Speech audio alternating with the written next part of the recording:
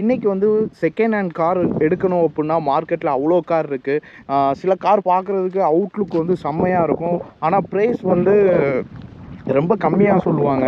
அது ஏன் அப்படின்னு தெரியாது. நம்ம ஓட்டி பார்த்தாலுமே கார் நல்லா இருக்க மாதிரி தான் இருக்கும். ஸோ அந்த கார் வந்து உண்மையிலே நல்லா தான் இருக்கா, இதுக்கு முன்னாடி ஆக்சிடெண்ட் ஆகிருக்கா, இல்லை வந்து வெள்ளத்தில் எங்கேயும் முங்கியிருக்கா அப்படின்னு கேட்டால் நமக்கு தெரியாது. நம்ம வந்து வாங்குறவங்ககிட்ட கேட்டால் இல்லை அப்படிலாம் எதுவும் இல்லை அப்படின்னு தான் சொல்லுவாங்க. நம்ம தான் அதை கண்டுபிடிச்சிக்கணும். வாங்காது எப்படின்னு சொல்கிறேன்.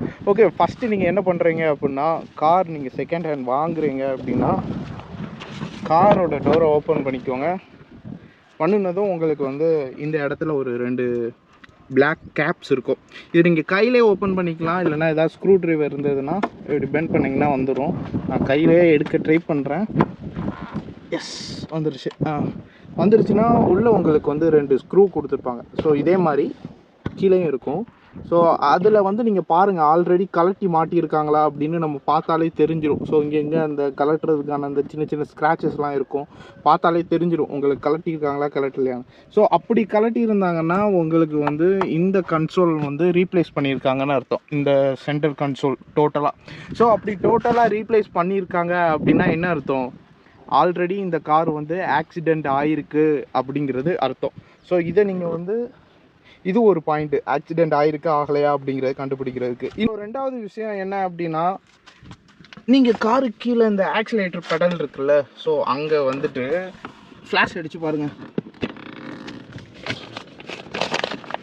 எனக்கு வந்து இந்த கவர் போட்டிருக்கிறதுனால அந்த அளவுக்கு விசிபிள் இல்லை.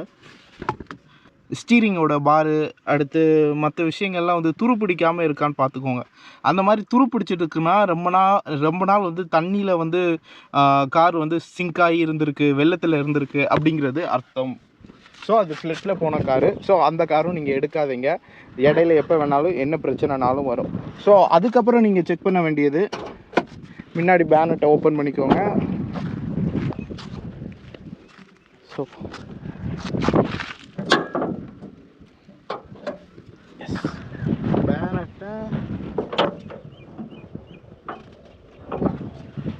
ஓகே, பேனட்டை ஓப்பன் பண்ணிக்கிட்டீங்க அப்படின்னா, ரொம்ப டஸ்ட்டாக இருக்குது என்னோடய காரு, கண்டுக்கங்க. பேனட்டை ஓப்பன் பண்ணிவிட்டு இந்த இன்ஜினோட இந்த இதை ஓப்பன் பண்ணிக்கோங்க. இந்த வெண்டை ஓப்பன் பண்ணி பார்த்துக்கோங்க. ஆயில் வந்து ஆயில் கலரில் இருக்குது. இல்லை அப்படின்னா உள்ளே நல்லா கருப்படிச்சு போய் அந்த மாதிரி இருந்தது அப்படின்னா இன்ஜின் வந்து சரியாக மெயின்டைன் பண்ணலன்னு அர்த்தம்.